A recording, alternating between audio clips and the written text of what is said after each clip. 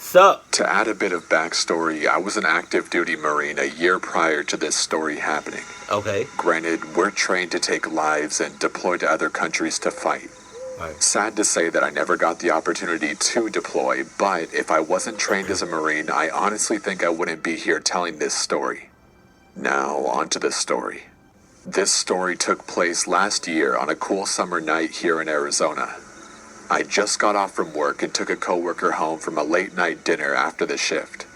I passed by a gas station after I dropped her off. I was working 2 jobs at the time, so it was already late, around 2 a.m. Nope. I knew an energy drink would help me wake up tomorrow morning for my next job. So I was slowly pulling into this empty gas station. I noticed no other cars anywhere. That's when something caught my eye as I was pulling up in front of the entrance. There was a shadowy figure that suddenly pulled up along one of the walls of the gas station and kept creeping along the walls, getting closer as I pulled up. You better hurry up, pumpkin. There was some sort of shadowy figure that suddenly pulled up along one of the walls of the gas station. It crept along the walls, getting closer as I pulled up and turned off my car. But at the time, I couldn't care less because I was tired and I figured he was just a drunk and about to ask for change or something like that. No. Tired or not. Broken leg or not. No arms or not. Regardless of what you're going through, I'm sure you can find some way of kicking rocks, of hauling ass. You see what I did there? Because I can't really curse. So I said, hauling ass. Because I'm not saying it. Yeah. Y'all know what I'm trying to say. So I figured in his situation that about let's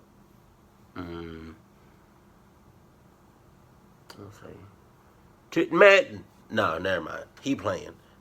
That's why you always, regardless of where you're going, have some backup gas, like in your trunk, and those little red junks, little red. You know what I'm talking about. It's like a portable gas thing that you fill up with gas. You put it in your trunk or wherever you want to put it, and be cautious, be careful about where you put it, because make sure it's tight, because there's nothing worse than the smell of gasoline on and in your car. Jeez, you drop a cigarette in your car, it's a wrap. It's over, yo. Just saying, But yeah, he's been playing since the get-go. Just saying. Just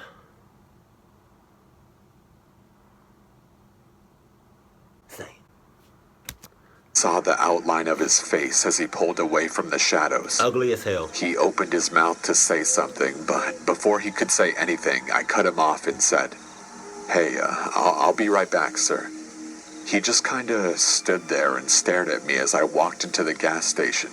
Hell no. I wasn't even thinking about him because I was tired and just wanted to go home.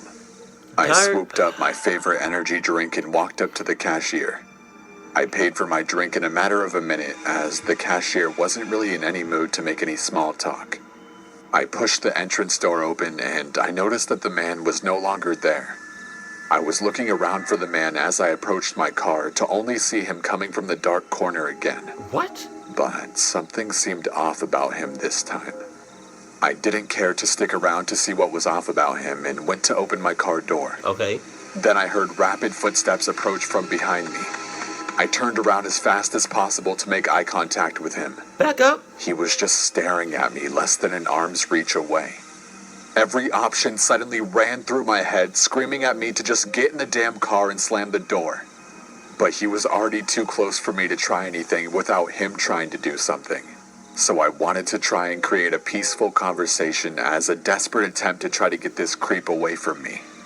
I said, "Oh, hey, it's you again. Is there something I can do for you?" His whisper had a scratchy tone to it as he said, "Got any change?" Nah. I was actually thrilled. I was happy because I could just give this creep some money as a peaceful resolution. I said, "Sure do. Hold on, I'll dig it out for you." By the time I grabbed a fistful of change as I leaned into my car, I heard the passenger door behind me open, and then I felt a handful of my hair get pulled into my driver's seat. My hair got yanked back really hard as he whispered, "You fucking scream or yell and I'll fucking kill you." Then I felt a knife slowly glide over my throat. He then whispered, "Understand." I carefully nodded up and down. He then replied, "Now we're going to New Mexico. Don't do anything stupid or I'll cover your car's interior with your blood." At the time I was thinking, fuck, this can't be fucking real. So I had to think and relax. That's one thing my commanding officer said in the Corps. The key to victory is a clear conscience and a cool head. So I asked him, "Okay, how are we doing this? You just gonna give me directions?" I then felt his grip on my hair loosen. "Good, smart kid. I hate when they beg me to let them go. Now use your GPS or whatever." His knife was still gently pressed up against 70% or so of my throat. So I told him I was slowly going to reach into my glove compartment for my GPS. Then I asked him where in New Mexico we were going. He laughed and told me to just shut up and drive. Why was he laughing now? This guy was a complete psycho. I was there driving and praying in my head for a chance to open where I would be able to fight back. See what I'm saying? I could tell that his knife was starting to get loose around my neck for every 5 minutes or so that I drove. The knife at the start of this drive was at about 70%, but now it was at around 50%. I had to make a right at the intersection. Finally, I saw an opportunity. I saw this Ford Ranger pickup truck coming down the road I was supposed to join on. In my head, I asked myself, "Do you really want to die a coward?" Oh, yeah. Then, as I saw the Ford Ranger approach at a rapid rate, I pressed all the way down on the gas pedal. Then, boom. All I remember from all the commotion is the guy leaning back as I slid my hand under his wrist of the hand that was carrying the knife and pinned it against the steering wheel of my car. I can hear the horn blaring, attracting more attention. He let go of the knife and ran out of the car as the intersection made itself known to me again, as my surroundings were no longer blurry. I wanted to run after him, but the driver of the Ford Ranger grabbed me and said, "Hey, what the hell happened? Do you have insurance?" I was trying to push through the guy to catch that fucking coward, but the only words that escaped my mouth were, "Don't let him get away." That's all I was yelling as I saw the dark silhouette of the man disappearing into the darkness. I told the police everything when they arrived. I did everything you're supposed to, but nothing really ever came of it. And they didn't see anyone matching my description of the man. I now carry my gun on me and a few knives. So I will never be the victim of something like this again.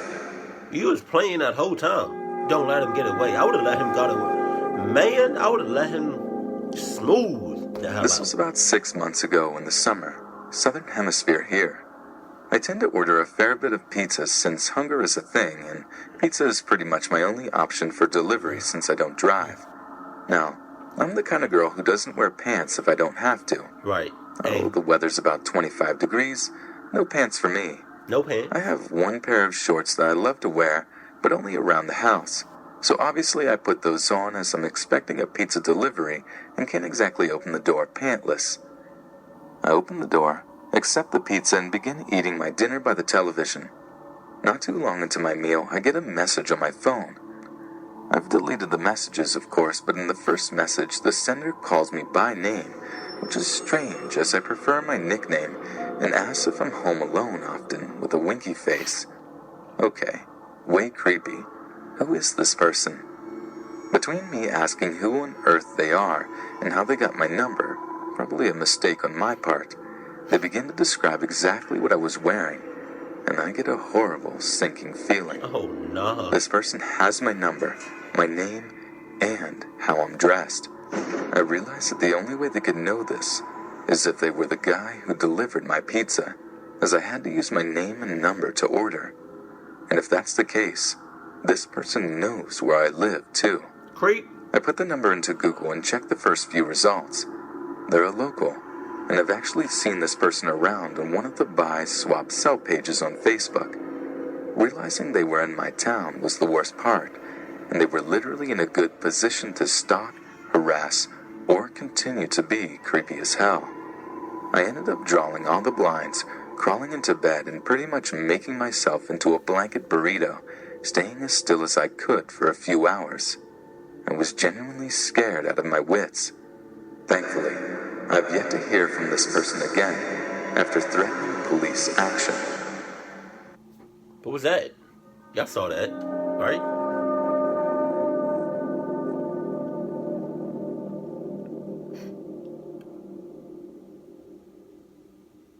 I know it's not over. For real? Really? You can't just end a video like that. I saw, and I know you all saw. If you didn't, you playing. But at the end of this video, you saw the shadow come out of nowhere. It was on the bottom right of the screen of the video I was watching. Like, come on, you couldn't miss it. If you missed it, that means either you wasn't paying attention, or you playing, you know. But no, that first story, you got me all the way. I need a synonym or a word for like the F word, because I can't be out here using I can't be out here dropping the F bombs all day in these videos. I can't be doing that no more, because YouTube is on some BS right now. But oh my god. That first story, he was playing so much. When I say playing, because I can't really curse like that anymore, but when I say playing, that's like me saying BSing, like he bullshit, you know? So, yeah, in the first story, I'm starting to think that he was straight playing, because it was almost like, you know, he was in cahoots with the creepy dude in the woods behind the gas station, you know? If I ever go to a gas station, right, and there's somebody that's popping up out of the woods, like, think about that. Think about how that sounds. I'm going to the gas station, it's late, right? And for some odd reason, you going inside.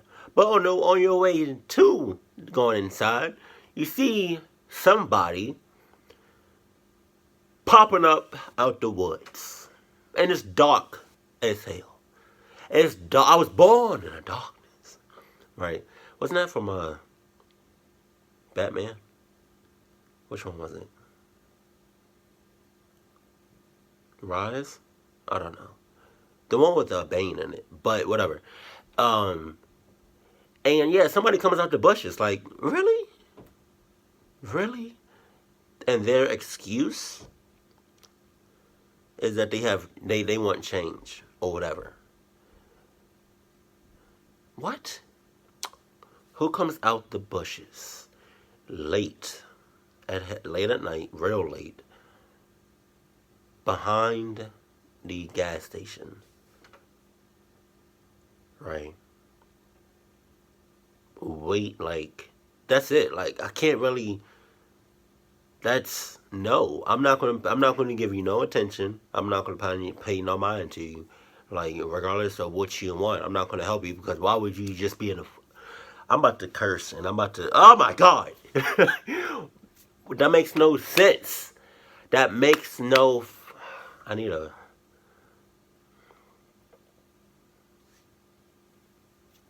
Clucking? Can I say clucking as my F-bomb? That somebody coming out the woods behind the gas station, right, or out of the bushes, asking for some change, you gotta be clucking, playing with me. That makes no sense when I say clucking. Oh my God, I need a word that sounds like the F word. But, I don't know. If you all want to see more of these animated, because look, I know no,